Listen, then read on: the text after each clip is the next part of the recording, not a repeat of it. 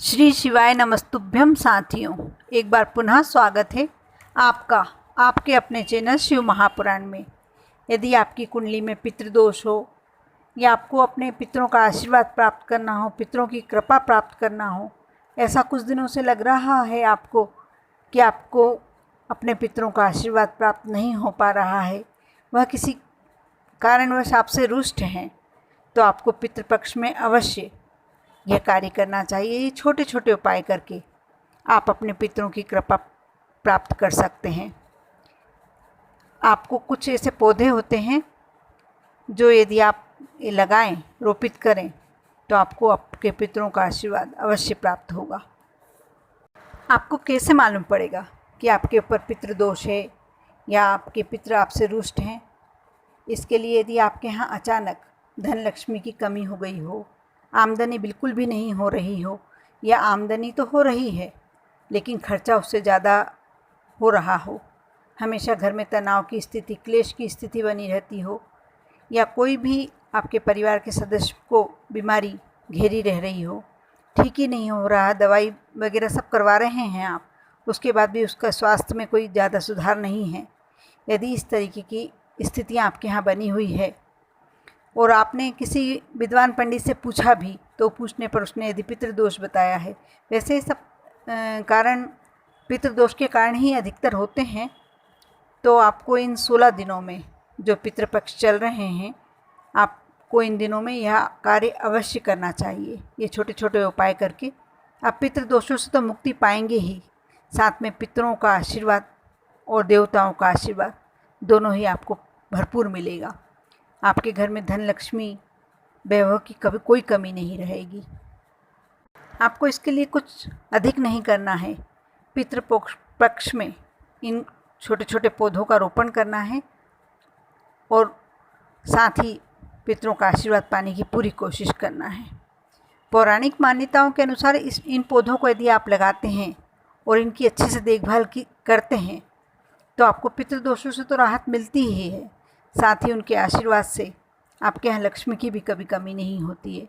संतान संबंधी कोई कष्ट हो वह भी दूर हो जाता है, देवताओं का भी पूरा पूरा आशीर्वाद आप पर रहता है। इस श्रृंखला में पहला पौधा बताया गया है शमी का। आप यह पौधा पितृपक्ष के किसी भी शनिवार को शमी का पौधा लाएं, और यदि शनिवार को संभव नहीं हो तो ज़रूरी नहीं है, पितृपक्ष के किसी भी दिन आप ये काम कर सकते हैं। इसे लाकर या तो घर पे रोपित करें या किसी मंदिर में, मंदिर के आसपास, ये कहीं भी कर सकते हैं आप यदि ये पौधा लगाकर उसकी देखभाल करते हैं, तो आपके ऊपर शनिदेव की कृपा तो होगी ही, साथ में पितरों का आशीर्वाद भी भरपूर रहेगा, क्योंकि शमी का वृक्ष जहाँ होता है वहाँ भोलेनाथ और शनिदेव की कृपा तो अवश्य बनती ही है, साथ में पितर भी हमारे खुश रहते हैं। साथ ही शनिवार इसके शमी के पौधे के नीचे तेल का दीपक लगाया जाए तो उसका एक अटूट फल, हमें पुण्य फल मिलता है। दूसरा पौधा बताया गया है बट या बरगद। इसका तो धार्मिक ग्रंथों में इतना अधिक महत्व बताया गया है, इसे इतना पुण्यकारी बताया गया है कि यदि संभव हो, यदि किसी शमशान में लगाया जाए तो अक्षय पुण्यों की प्राप्ति होती है। एक बरगद का पौधा रोपित करने से पूरी 7 पीढ़ी का मोक्ष हो जाता है। यह भी पौराणिक मान्यता के अनुसार ऐसा कहा जाता है कि माँ सीता ने राजा दशरथ का पिंडदान बरगद के वृक्ष को साक्षी बनाकर ही किया था। तो यह तो हम अपन समझ ही सकते हैं कि बरगद का हमारे पितरों के लिए क्या महत्व हो सकता है। इसको रोपित करना और संभव हो तो इस पर जल चढ़ाना, पितृपक्ष में इस पर जल चढ़ाने का भी बहुत अधिक महत्व होता है।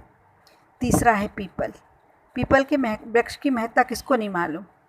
इसे भी आप यदि मंदिर के आसपास रोपित कर सकते हैं, तो इसको लगाने से या इसको जल समर्पित करने से भी पितरों के आशीर्वाद के साथ साथ हमें देवताओं की कृपा भी प्राप्त होती है। चौथा है बिलपत्री का पौधा। यह तो आप, इससे तो कोई भी अनजाना नहीं है, इसे भी आप शिव मंदिर में या शिव मंदिर के आसपास कहीं भी लगा सकते हैं। इसे घर में भी लगाया जा सकता है।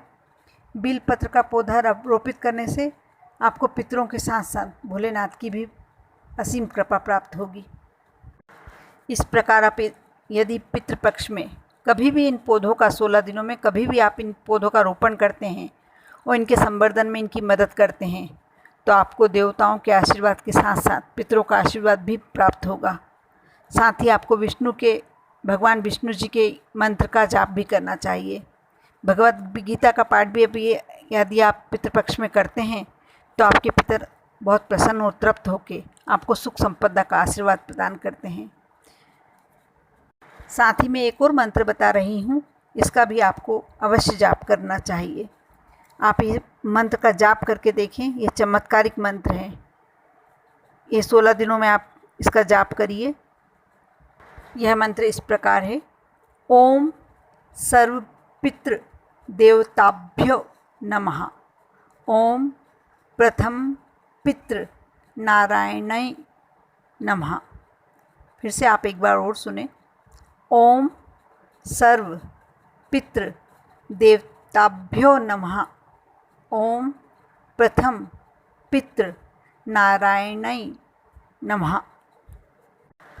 आप इस मंत्र का जाप जितनी बार संभव हो कोशिश करें। जिस दिन आपके यहाँ श्राद्ध हो उस दिन करें या पितृमोक्षणी अमावस्या को, जितना समय मिलता है आप इस मंत्र का अवश्य जाप करें। आप देखना इसका चमत्कारिक परिवर्तन आपको अपनी ज़िंदगी में प्राप्त होगा। आप अवश्य यह सभी उपाय करके देखें और अपने पूर्वजों को प्रसन्न करके उनके आशीर्वाद पाएं। आप पर और आपके पूरे परिवार पर पितरों का आशीर्वाद सदैव यूं ही बना रहे। ओम नमः शिवाय।